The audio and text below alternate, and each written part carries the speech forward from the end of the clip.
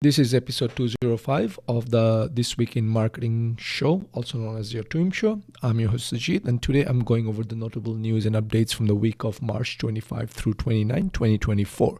First up, as you may have heard, that Google has done helpful content update algorithm change, and since then there has been some issues where people are saying, or some myths around, helpful content update HCU affects the whole site and it affects the whole domain. If you get penalized, the whole domain is affected, things like that. So to dispel misconceptions, Google Search Liaison Jeannie Marvin has basically said no. It's actually Google now evaluates content on a page-by-page basis, focusing on the helpfulness of each page independently. This means that having some unhelpful content does not penalize an entire site, allowing helpful pages to be recognized individually. So you have nothing to worry about. Now, if you want to hear more or read more about what it all entails, check out the show notes. Next up is rethinking the importance of backlink in SEO. Again, this is something we have covered it, or I have covered it in the past. And if for some reason you have missed it or you did not hear it, it's again John Mueller is basically saying, responding to a user on Reddit, saying, I'm getting different numbers from tools like Ahrefs and Google Search Consoles, and they're not matching up.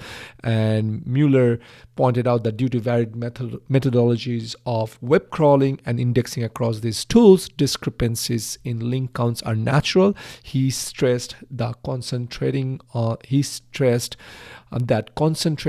the sheer number of backlinks might divert marketers from improving their website quality or relevance. Instead, Mueller further encouraged marketeers such as yourself and me, or website business owner, on website aspects that could significantly affect SEO success. He mentioned, and of course I think you know this by now, that search engines are now using more advanced methods like sitemaps for content discovery and evaluation, reducing dependency on backlink for website ranking. Now, there is a cottage industry that sells backlink services, and obviously they're going to keep pushing you backlink. So you need to follow the money. In my opinion, backlink is good if you get it naturally, but I don't want you to focus extra on getting backlink. Instead, focus on I would say creating good quality content. Okay, with that, let's go to the next update. This is about Core Web Vitals. Now, Core Web Vitals is indeed a part of Google's ranking system. Now, in episode 71 of Google's Search of the Podcast, they talked about Core Web Vitals in SEO. And what the thing you need to understand is excelling in Core Web Vitals, which is CWV score alone, does not ensure high search visibility. Okay, I'm looking at my show notes. So obviously this revealed a common misunderstanding among developers and marketers who prioritize CWV scores without considering actual user satisfaction. An eye-opening example shared was Google's own page experience documentation, which scored only 45 out of 100, illustrating that achieving top CWV scores is not crucial for success. Now, having said that, John Mueller explained that CWV metrics do influence Google's ranking algorithm. Slight improvement in these metrics may not significantly impact search rankings. He advised against focusing too much on CWV at the expense of other SEO priorities, as CWV is only one aspect of a comprehensive ranking system. And the podcast also advocated for a holistic approach to web performance, suggesting improvements in CWV should be a part of a broader strategy to enhance the overall user experience. Again, this includes focusing on content quality and website design, aiming for a balanced effort that enhances user satisfaction and engagement. And I apologize if I'm not really giving you a direct answer, because there is no direct and straight answer. You need to evaluate on a case-by-case basis. I wouldn't say throw CWV out the door and just hit a score of 0 or 10 or 15. You need to find that balance, and good quality content will always trump user experience, right? But that does not necessarily mean that you should have a bad user experience. Next up, again, this is going to sound like I'm a broken record. Again, this is again from episode 71 of the Search of the Record podcast. Again, they are saying quality over quantity.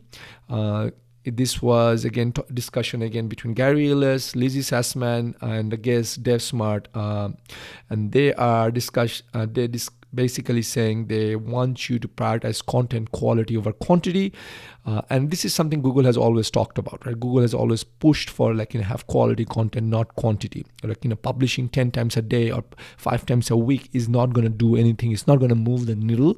What you need to have is maybe publish one great quality blog once a week or update once a week. That would go a little farther than publishing 10 content or 5 content in a given week. Okay, with that, I'm not going to, just before I jump off, it says barely that merely increasing content production will lead to better ranking or rapid indexing is basically a myth. That's what they say. Now, whether you believe them or not, it's up to you. Okay, again, this is Google's plea to SEO, and you might say, Sajid, we have already heard this. Why are you keep bringing it up? Is because people keep asking questions, and Google's employees and Google staff members are responding and saying again and again, content. Right? Again, this is the same concept, which is focus on your visitors, not just ranking. So Danny Sullivan again basically posted on X, which is to be known as Twitter, saying underlining concerns about SEO practices, just to focus on creating content for search engines, not for the visitors of your website. Now, to counter that, I will say, it's a chicken and egg situation, right? If you don't get picked up by search engines and ranking systems, then obviously you will not get the visitors. And if you don't have the visitors, and vice versa. Now, so this is where, a good SEO person will come up and figure it out. Okay, what can we write that is getting picked up by SEO search engines as well as our visitors, and they find it helpful. Maybe what Danny Sullivan is saying is that if you were to write good quality content, it will get picked up by search engines anyway. So you should just create good quality content from the angle of what their visitors or searchers are searching for, instead of trying to say, I want to write a top 10 ways to show up on SEOs. You see, I think you get the point. If not, I would say, you really need to work with someone experienced and a good quality SEO person. Maybe that's the step one before you write good quality content. Anyway, that's all for today. Let's jump to the next one. So this one is about the importance of about us and contact pages in your website. Does it really matter? So John Mueller is saying, look, there is nothing in our algorithm or in our ranking system that says you have to have an about us and contact pages. If you do, then you're going to rank higher. And only reason I will say this, I have taken courses and been in workshops where the SEO guru or the teacher of that course has told me you must have an about us and contact pages, then you will rank higher. I am guilty of that. Anyway, I'm guilty of also pushing it to the client. Now, John Mueller is saying that, look, you don't really need to do that. It's because we evaluate content on its own as if it can stand. But having about us and contact pages may go farther, because if a visitor is reading it and they know about us and they can read about your business and then go to contact pages and can contact you, maybe you will have more credibility in the market, right? It comes up this morning. I was actually at a website and I wanted to read up more about us. How did this organization start? Who's running it? Who are the team members and everything like that? Now, it just helped me understand better. He just gave me more information about that business. But, again, what John is saying, look, whether you have about us or not will not really make a huge difference. Along the same line, someone asked Danny Sullivan of Google Search Liaison that, hey, should I have a business website or a blog? Now, you're going to say, this is 2024. Why is this coming up? Some people ask, and it's actually a valid question. So Danny is saying, look, in 2024, having a website makes a big difference because everybody is used to it. Everybody looks for a website. You should obviously have a website. Now, whether you should start a blog or not, it's all up to whether do you want to position yourself as a knowledgeable person in your industry, a thought leadership, and things like that. So again, having a blog may improve your engine visibility, but it requires consistent production of quality content and strategic planning to meet your audience needs, right? In a sense, having a website is considered mandatory for businesses in 2024. Whether you start a blog or not, you should be carefully considered, because there is you need to understand, do you have the capacity to create engaging and useful content for the audience? Like for myself, I skipped the last 2 episodes of the Twin podcast after 2 years just because I was on the road and I really did not have the time to do it. Now, nevertheless, I'm back in town, I'm back in my office, and I thought, I want to do it because, again, I missed a lot as well. So by night, I record these sessions, I improve my knowledge, and it keeps me up to date. Anyway, let's move on. YouTube's advice to creators: think twice before deleting videos. And this comes from YouTube's product lead for homepage and recommendation, Todd. I'm not going to pronounce his last name. It's hard to pronounce. It's a French last name. But he has advised creators to think twice before removing videos from their channels. Sentiment echoed by YouTube's creator liaison, Rene Ritchie. They highlight how video deletions can negatively impact a channel's growth and viewer engagement by breaking the established connection with the audience, crucial for channel's development. What Todd and Rene are suggesting, that if you really want to delete a video, then just simply unlist them. Okay, this approach allows the video to remain accessible without appearing directly on the channel, preserving the benefit derived from the algorithm without affecting visibility negatively. Hope that helps. Let's go to the next one.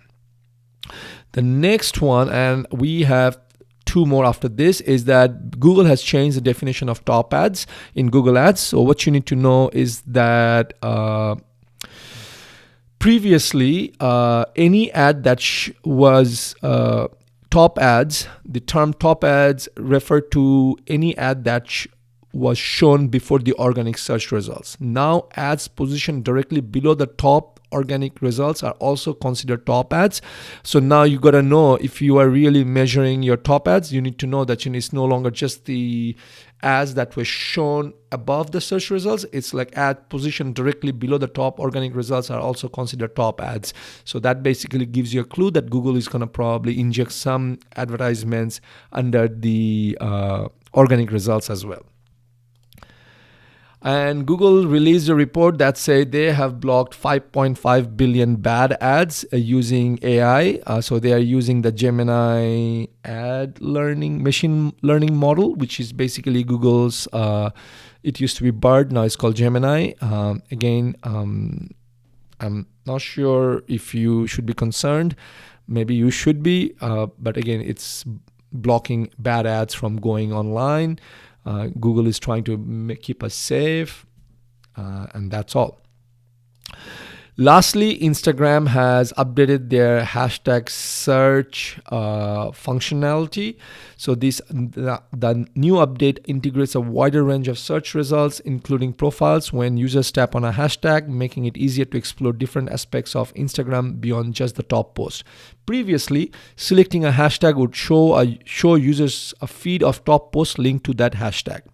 Now the update provides a more inclusive discovery experience by including relevant accounts in search results, thus improving engagement and visibility for profiles related to the search, but not necessarily tagged in every post. So folks, I hope you found this helpful. I missed talking to you all for 2 weeks. I'm back and so glad that I'm doing this. With that, I'm going to sign off for this week. Take care. Bye-bye.